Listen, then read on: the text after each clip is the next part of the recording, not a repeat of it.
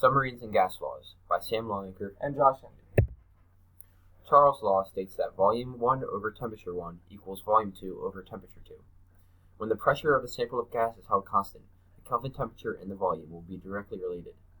As temperature decreases and the submarine descends, the volume of the air inside the submarine will also decrease. Kinetic molecular theory. KMT is the idea that matter is made up of atoms and those atoms are always in motion. In gases, the space between the molecules is large, so the gas can expand or be compressed. Particles at high temperature have more energy and therefore create higher pressure. The opposite is true for cold particles. In submarines, the air can compress and expand because of the temperature that it is held at. Volume and temperature are related to KMT because as temperature decreases, the molecules move slower, which will create less force against the sides of the container or the submarine, and that can cause the container or submarine to cave in, decreasing the overall volume. Background info about submarines. Submarines were first put into major action during World War I. As you go deeper in the ocean, the temperature of the water decreases. Lower water temperatures could cause the air inside the submarine to compress as the volume decreases. Submarines must maintain a relatively constant temperature inside the hull to prevent imploding or exploding. Typical water temperature around submarines is 39 degrees Fahrenheit, 4 degrees Celsius, or 277 degrees Kelvin. More background info. The metal of submarines conducts heat, but because of the surrounding cold water, submarines must still be electrically heated to keep the crew safe and the submarine in good working condition. Most submarines are cylindrical, just like the water bottles we will be using in this experiment. In this experiment, we used 3 different water bottles to represent submarines in different water temperatures. We measured the diameter of the bottles beforehand and placed one in hot water, one in cold water, and left one at room temperature.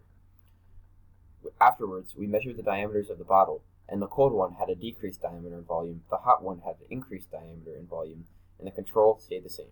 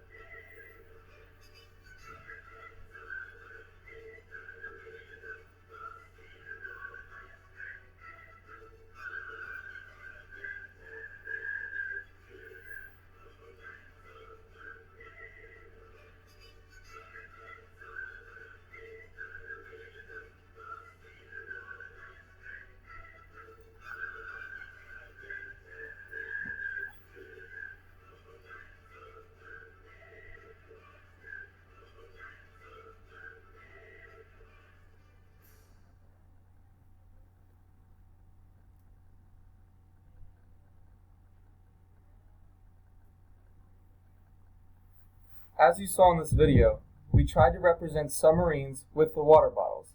We wanted to show that submarines need to be held at a constant temperature, or they could end up just like these water bottles. When they are too hot, they could explode, or if they are too cold, they could implode. Thanks for watching.